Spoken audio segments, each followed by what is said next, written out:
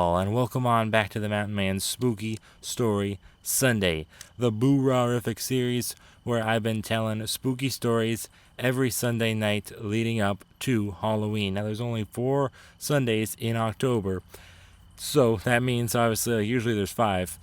So yeah, not as many this year, but it's all right. I'm just happy to be doing this series again, and I'm happy to be in this beautiful spot on this beautiful night. It's actually so warm out right now for October 19th it is tonight.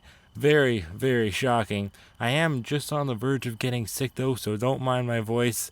Hopefully, I'm just hoping that it's not like completely gone by next Sunday, because that's the finale of the series already. It's already almost Halloween.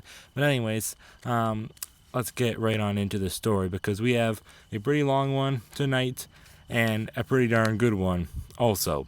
It's called Howls Along Silverpine Road. Howls? What howls? That could be cryptid related. I can think of many things off the top of my head. Anyways, truckers had a saying about Silverpine Road. You don't drive it after midnight. Not because of drunks or deer or the way the road twisted through the mountain like a snake, but because of him.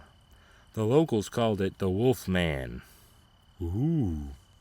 And every so often, when the fog rolled down from the ridges and the moon turned the asphalt silver, someone saw a pair of glowing eyes pacing through the pines. Oh boy. Hank Ryder didn't believe any of that. He'd been hauling freight for 20 years. Everything from lumber to frozen meat to government crates he wasn't supposed to ask about. Superstitions didn't keep his lights on. That night, his route was simple. Cut through Silverpine Pass to deliver 2 pallets of supplies to a logging camp on the other side. He'd done the drive a dozen times before. Only difference tonight was the weather. A storm had blown through earlier, leaving the forest dripping and slick with mist. The moon was high, but blurred by fog, making the world look pale and colorless. Hank took a sip of coffee from the thermos, cranked the radio up, and rumbled onto the narrow 2-lane stretch that locals whispered about. He passed a sign, Silverpine Road, next service 48 miles. The forest on either side swallowed his headlights almost instantly. Tall pines leaned over the road, their tops lost in fog. So it sounds like it's a pretty darn foggy night over here down Silverpine Road. I surely wouldn't want to be going down Silverpine Road. Not at night, at least. It was quiet.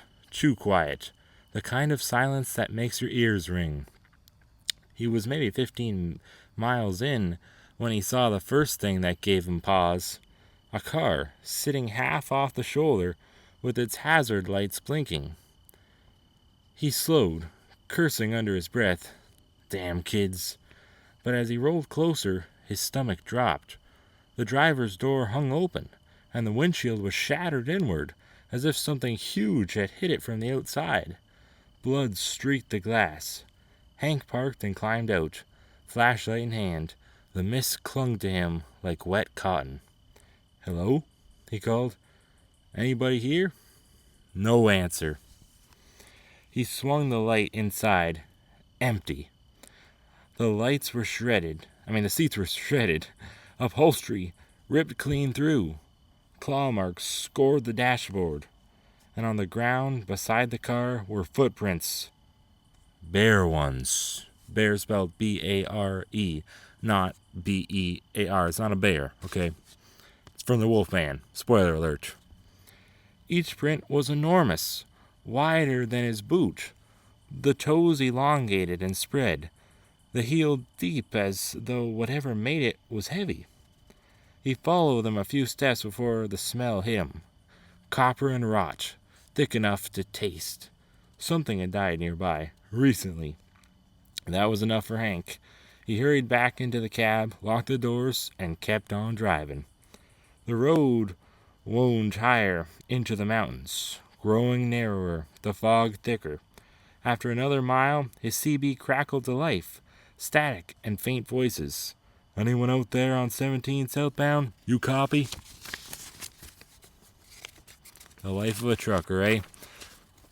I don't envy them, but I do appreciate all the work that they do. Hank grabbed his mic. This is Ryder, eastbound on Silverpine. You got a copy? More static. Then, turn around. The voice was low, male, almost a growl. Hank frowned. Say again? But the radio went dead. He tried to shrug it off. Probably interference. CBs acted up all the time in the mountains. Still, his pulse ticked faster. That's when he saw it. A figure in the road. At first he thought it was a deer. Tall, hunched, its eyes shining in the headlights. But then it stood up. Hank's foot slammed the brake. The rig screamed to a halt. Tires spitting gravel. The thing was at least 7 feet tall, covered in soaked, dark fur that gleamed under the headlights. Its head was long, almost lupin, with a snout full of teeth that caught the light as it breathed. For a second, they just stared at each other through the mist. Then it dropped to all fours and charged. Hank floored the gas. The trucks roared forward, but the creature was fast, impossibly fast. Bounding alongside the rig, claws scraping against the trailer's metal. He swerved, horns blaring. The thing leapt, slamming into the driver's side with a deafening thud that rocked the cab. Jesus Christ, Hank yelled.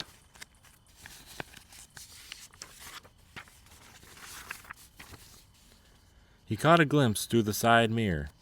A flash of claws, a gleam of yellow eyes, then darkness as it vanished into the trees. Hard hammering, he didn't stop until the road opened into a small turnout. He climbed out again, hands shaking, flashlight trembling.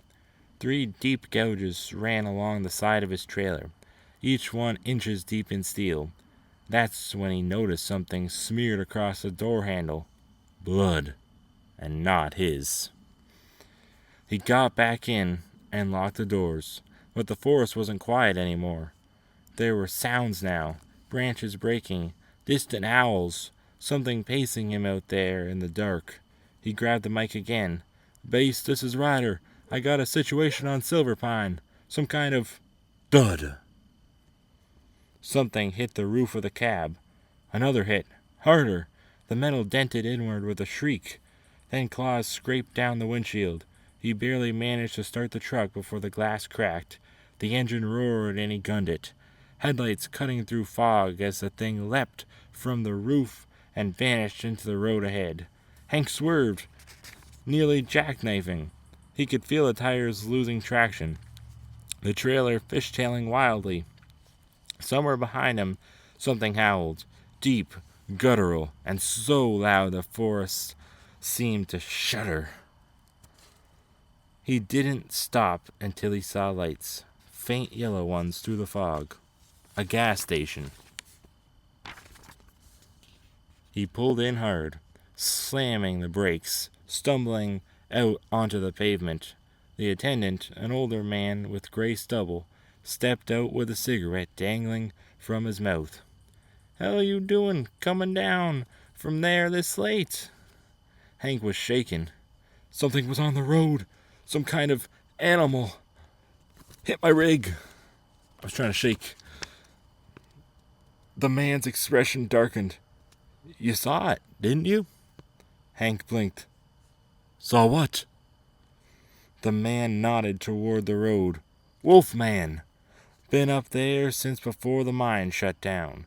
Killed a whole crew once. They say he's one of 'em. Miner got caught in a collapse during a full moon. Never found his body. Just tracks. Big ones." Hank's voice cracked. "You're telling me a werewolf's up there?" The man just stared. "I'm telling you, don't go back that way." Hank didn't. He called dispatch and said he'd lost part of his load to a bear. No one questioned it. But a week later, he got curious. Morbid curiosity, he told himself. He drove back up to Silverpine in broad daylight.